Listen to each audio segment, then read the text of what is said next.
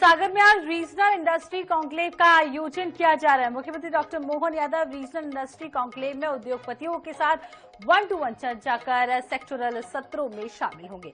प्रदेश के चौथे regional industrial conclave का आयोजन सागर के Jawaharlal Nehru police academy ground में आज हो रहा है। आपको बता दें, कॉन्क्लेव में देश और विदेश के उद्योगपति और निवेशक शामिल हुए हैं। शुभारंभ सत्र में देश के प्रमुख उद्योगपति राज्य में निवेश के प्रति अपने विचार रखेंगे। इस अवसर पर मुख्यमंत्री विभिन्न नवीन और प्रस्तावित परियोजनाओं का वर्चुअली लोकार्पण और शिलान्यास भी करेंगे। इसमें सागर, भोपाल, नर्मदापुरम संभाग के क्षेत्रीय कार्यालय के लिए प्रस्तावित भूमि आवंटन, सागर में MPIDC के रीजनल कार्यालय का भूमि पूजन, सागर, दमोह, पन्ना, टीकमगढ़, छतरपुर और निवाड़ी जिलों में जिला निवेश प्रोत्साहन केंद्र का लोकार्पण और कोयम्बटूर में MPIDC के कार्यालय का लोकार्पण शामिल है। तो आपको बता दें, सागर में रीजनल इंडस्ट्रियल कॉन्क्लेव जहां मुख्यमंत्री डॉक्टर मोहन यादव पहुंच चुके हैं। आपको बता दें, सीधी तस्वीरें सागर से है और हम देख सकते हैं तमाम जो बुंदेलखंड के दिग्गज हैं वो उनके स्वागत के लिए यहाँ पहुंचे हैं और मुख्यमंत्री डॉक्टर मोहन यादव जो हैं वो यहाँ पर आए हुए हैं और लगातार हम ये तस्वीर दिखा रहे हैं आपको, जहाँ पे अगर आप तस्वीर देखेंगे तो कहीं ना कहीं जो तमाम बड़े दिग्गज हैं वो यहाँ पहुंचे हुए हैं। तस्वीर में आप देखेंगे गोपाल भार्गव नजर आ रहे हैं, धर्मेंद्र लोधी नजर आ रहे हैं, भूपेंद्र सिंह नजर आ रहे हैं, गोविंद सिंह राजपूत नजर आ रहे हैं। ये सारे बड़े चेहरे जो हैं वो यहाँ पर पहुंचे। उनके साथ में भाजपा के प्रदेश अध्यक्ष VD शर्मा। चूंकि कार्यक्रम बुंदेलखंड का है, बुंदेलखंड की संभावनाओं की यहाँ पर लगातार बात हो रही है, तो ये जो तैयारियां हैं, ये जो कार्यक्रम है और जो है माहौल, वो आप देख सकते हैं कि आज सागर के लिए एक अलग तस्वीर यहाँ पर नजर आ रही है, जो स्पष्ट रूप से हम महसूस कर सकते हैं, समझ सकते हैं। जी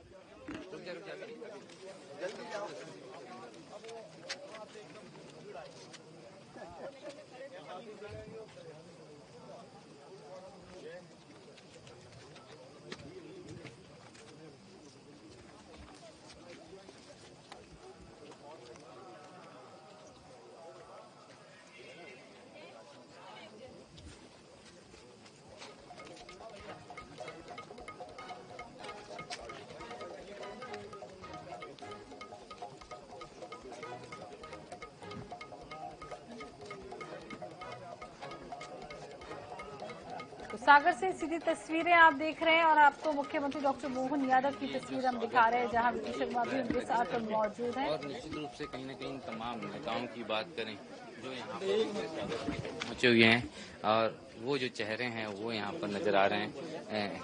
सारे ही बड़े दिग्गज जो हैं वो यहाँ पर मौजूद हैं। चाहे वो दिग्गजों को देखें तो एक शालीनता के साथ वहाँ पर वो खड़े हुए हैं और आगे मुख्यमंत्री को अलग अलग जो चेहरे हैं वो यहाँ पर उनका स्वागत कर रहे हैं।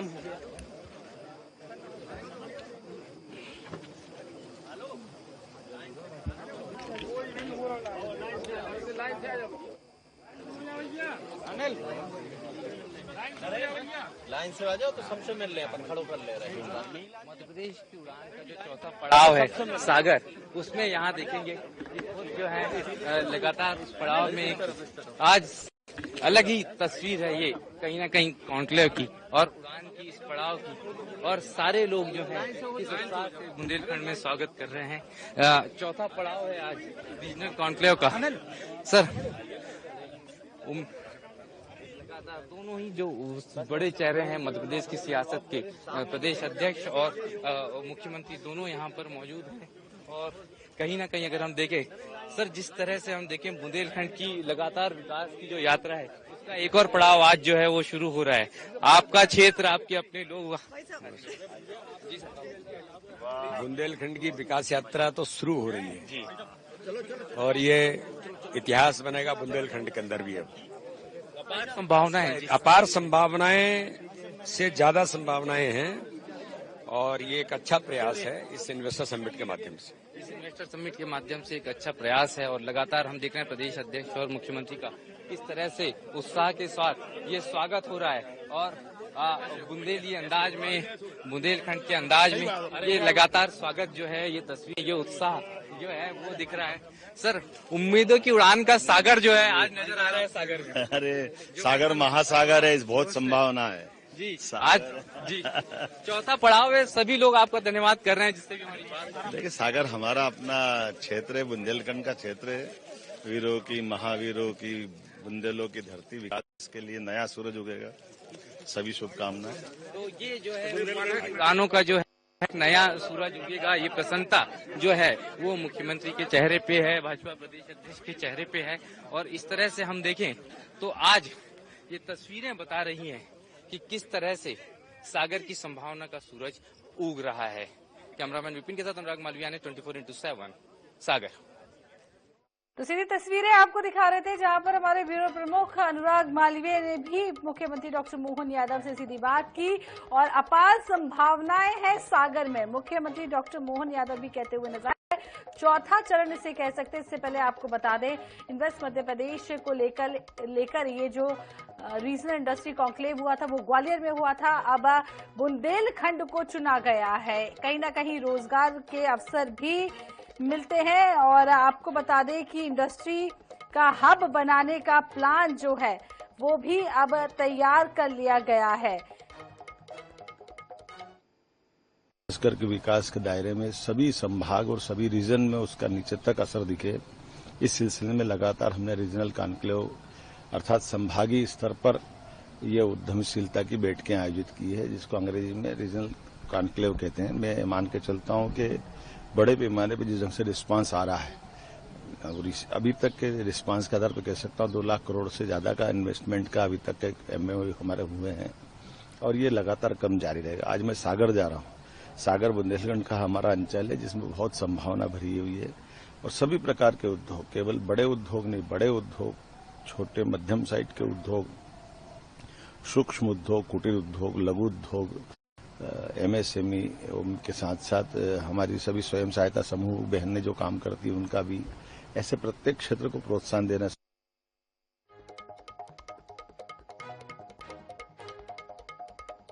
सागर आज रीजनल कॉन्क्लेव के चौथे पड़ाव पर है। तमाम वो जो क्षेत्र के यहाँ के नेता, मंत्री, विधायक, सांसद सब हमारे साथ मौजूद हैं और जिस तरह से अगर हम बात करें इन उम्मीदों की, सर जिस तरह से अगर हम देखें ये पूरा कॉन्क्लेव हो रहा है तो उसमें जो स्थितियां बनी है उसमें अगर हम देखें कि बुंदेलखंड कई अपनी विशिष्ट पहचानों के लिए जाना जाता है, तो कैसे अगर हम देखें आज के कॉन्क्लेव से कितना अंतर पड़ने वाला, कितना और ज्यादा जो है संभावनाएं बढ़ने वाली हैं? देखिए बुंदेलखंड अपने आप में एक अलग है।